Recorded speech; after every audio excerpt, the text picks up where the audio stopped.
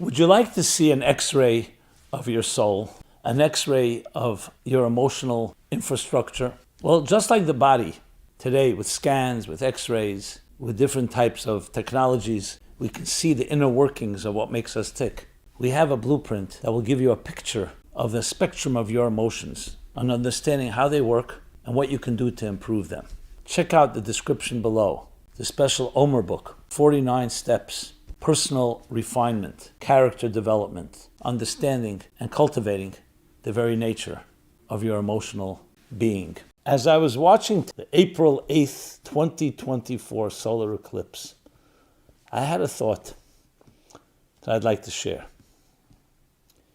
Solar eclipses happen only on the day of a new moon. A new moon is when the moon, the sun, and the earth are all directly in one path. So usually that would mean that the moon is on the other side of the earth, and therefore you don't see it. It's a new moon. The sun being here, the earth, and then the moon. But then during a solar eclipse, you have the three aligned, but instead of the moon being on the other side of the earth, the moon is between the earth and the sun. And hence, the moon blocks the sun.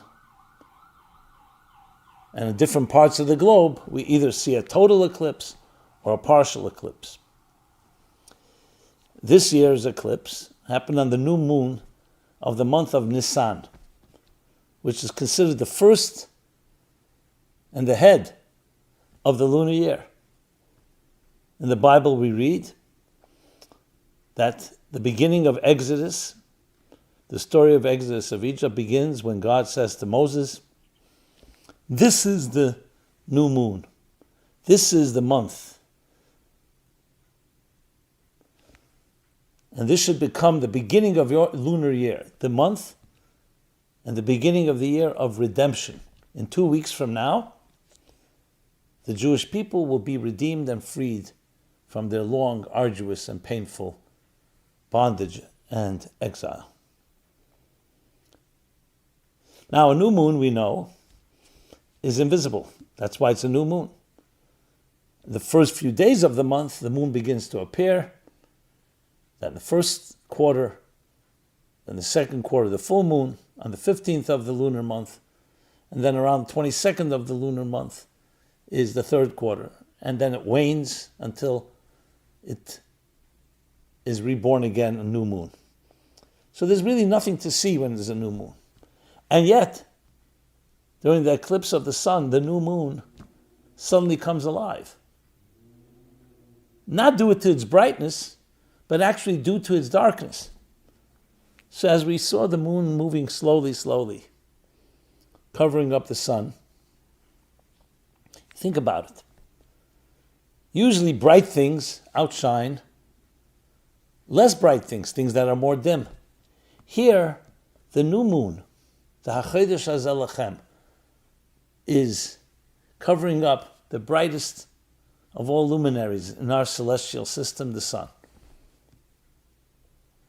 You know, in life, often you think being more aggressive, being louder, being more visible is going to dominate.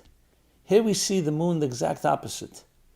In its repose, in its restraint, it becomes more powerful than the sun to the point that it covers it up entirely. Sometimes silence is stronger than sound.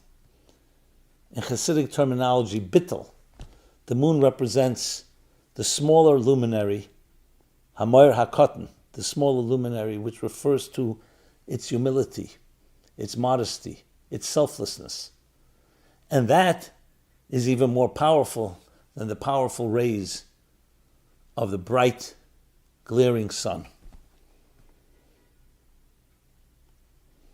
Additionally, you would think, again, the sun is so much more powerful than the moon. And here, this HaChodesh Hazeh Lachem, instead of choosing the solar year. And the bright sun, God says to Moses, you know where your people will become a free people? Freedom? Exodus? All levels of freedom, spiritual freedom, psychological, emotional freedom. It will be when the moon emerges. And it will be more powerful than any sun. So it's an interesting twist on the events of a solar eclipse, where the sun itself can represent the nations of the world, all the powerful nations. But it's the humility that creates something that's eternal, the humility of the moon. And in its lack of light, it covers up the entire sun, teaching us this deeper truth, the secret to redemption, the secret to freedom, the secret to eternity. Because as great as you are, you can only be as great as you are. However, when you are committed to something greater than you are, when you are committed to the infinite, to the eternal, then you become an extension of eternity. So as great as you are, you're never going to be eternal. We're all mortal. The moon knows the secret. The secret is that the less you are, the more you are. And that lessness, if you can call it that, is what reminds us. Now, we want sunlight. We need sunlight. It's part of the healthy earth, and we need its warmth, and we need its light. But it's a lesson in teaching us what is powerful, what is ultra powerful, and most powerful of all. So as we look at the moon and the sun, we see the same moon and sun that was there from the beginning of time, that was there with Moses in Egypt, that was there throughout all the ups and downs of history. And we learn lessons. And one of them is this tremendous lesson, the power of a dark moon over the brightest sun. A dark moon, dark as in selfless. And it teaches us the secret of eternity. May we use this lesson well, especially now. We talk about the people who are compared to the moon. So they may be the fewest of all nations, but they have an eternity to them that has survived all the greatest empires, precisely because of their selflessness and because of their humility. God bless you, and may this be a month of true redemption in every possible way.